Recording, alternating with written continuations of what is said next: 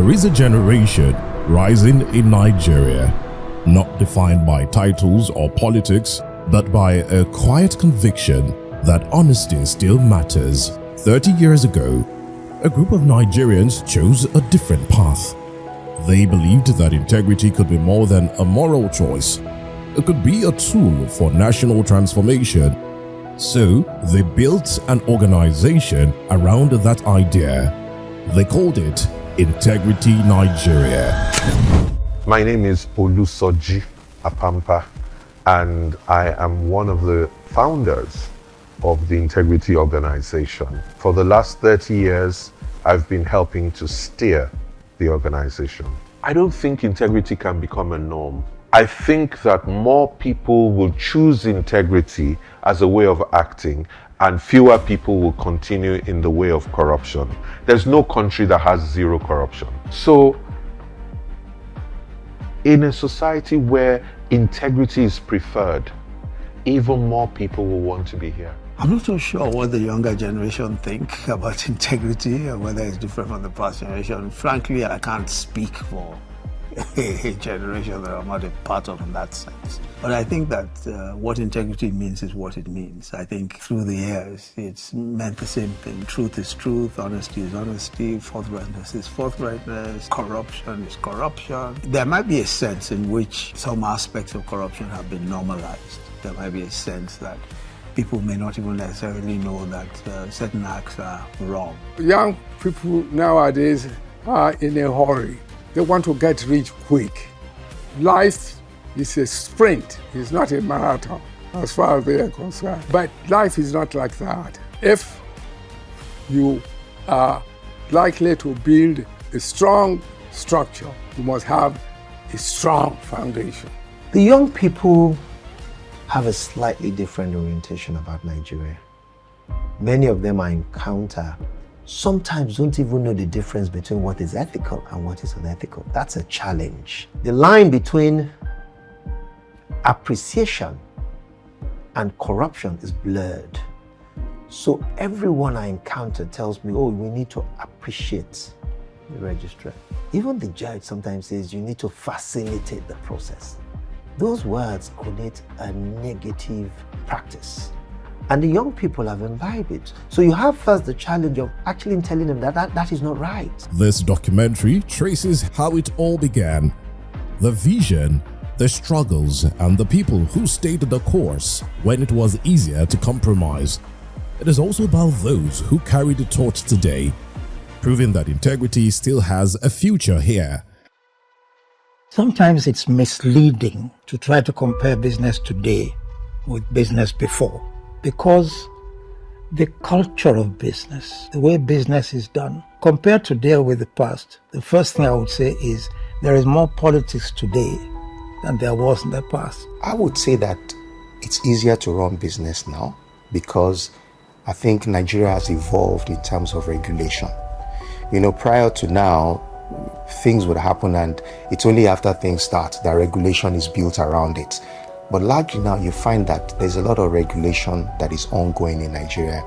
And you see, where there's regulation, business is easier to do if you're willing to work within the regulatory framework that governs the business you want to do. It's well known that in the Western world, that about 80% of businesses don't go past the 5th year. So starting a business, growing a business is a huge challenge because most businesses fail very early. Now, talking about starting a business in Nigeria, I think it used to be more difficult. So the government should come in and see how we can help all these small and medium scale industrialists to have access to some basic infrastructure that will make their business to grow.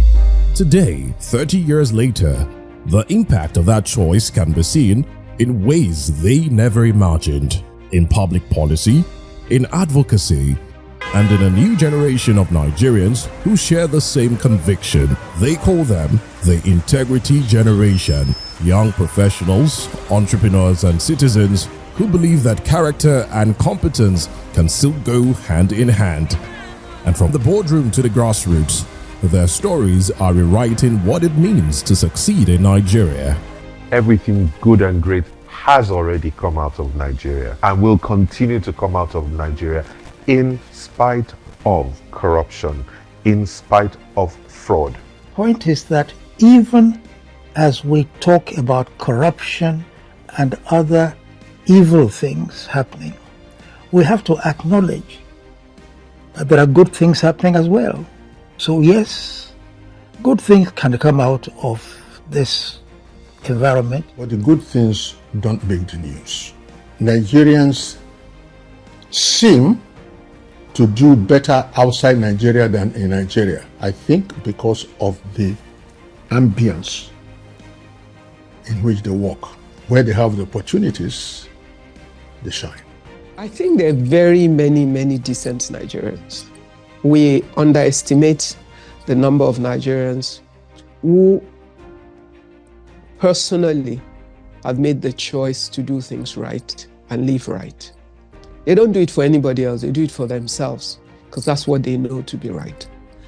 And I think just because the people who do the wrong things are so much louder, we tend to color every Nigerian with the acts of the ones that do the wrong thing. It may not be fair to say that everyone has abdicated their responsibility. It may not be fair.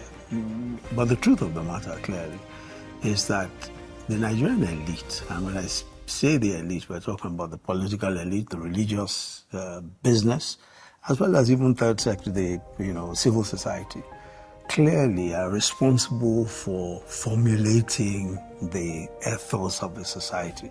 I think as a mother, now not speaking necessarily as a professional anymore, one of the things that saddens me the most is the lack of role models, and the fact that as a parent that cares about doing the right thing because of the way I was raised, having to go to places with my children where you're constantly having to tell them that's not the way to behave, don't jump a queue, don't bribe, behave yourself, be respectful when you interact with people. It's the fact that we're as a society not raising our children together. If you are not willing to stand up to what is wrong and ensure that it is done the right way, that people do the right things and they do things right, then it starts to decay.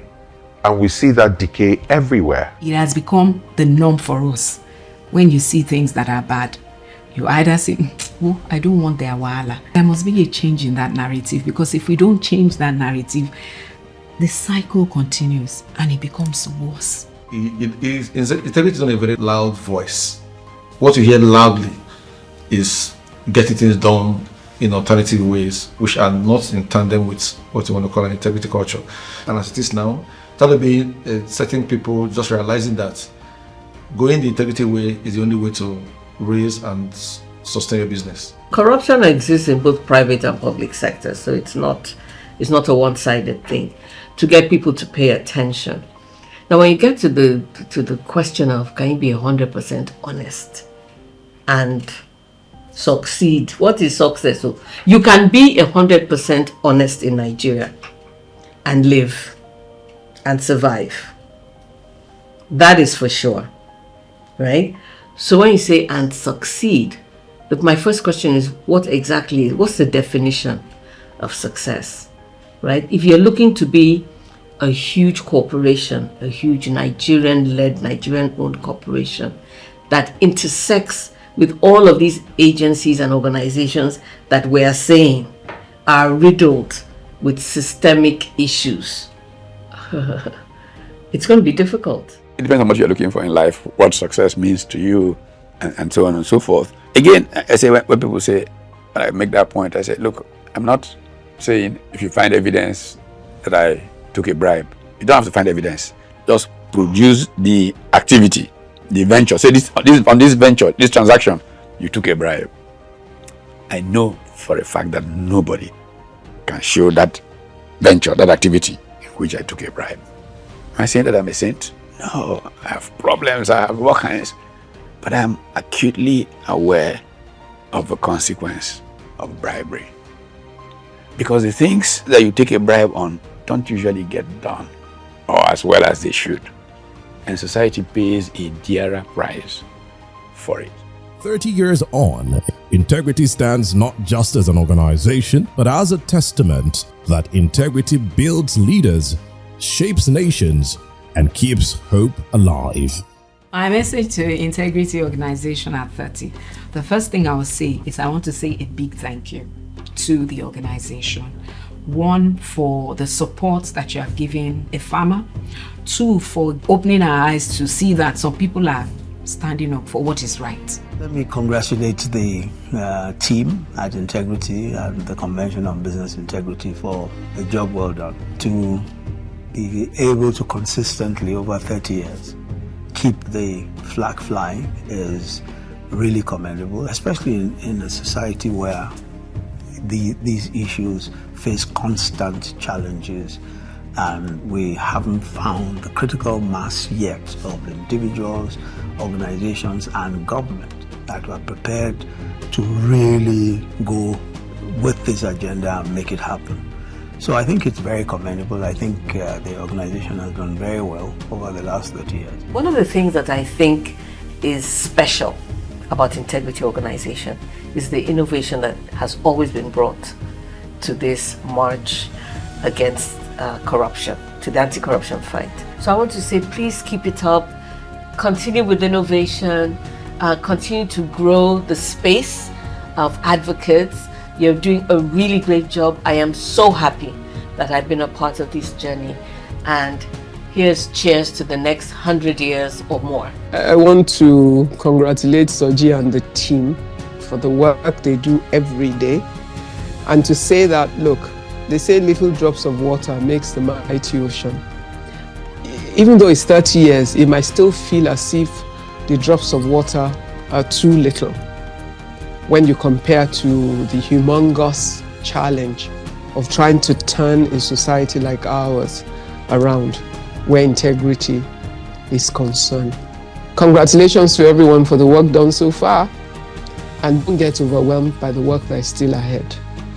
But get it done, we must, and leave a legacy for the next generation tomorrow. Thank you.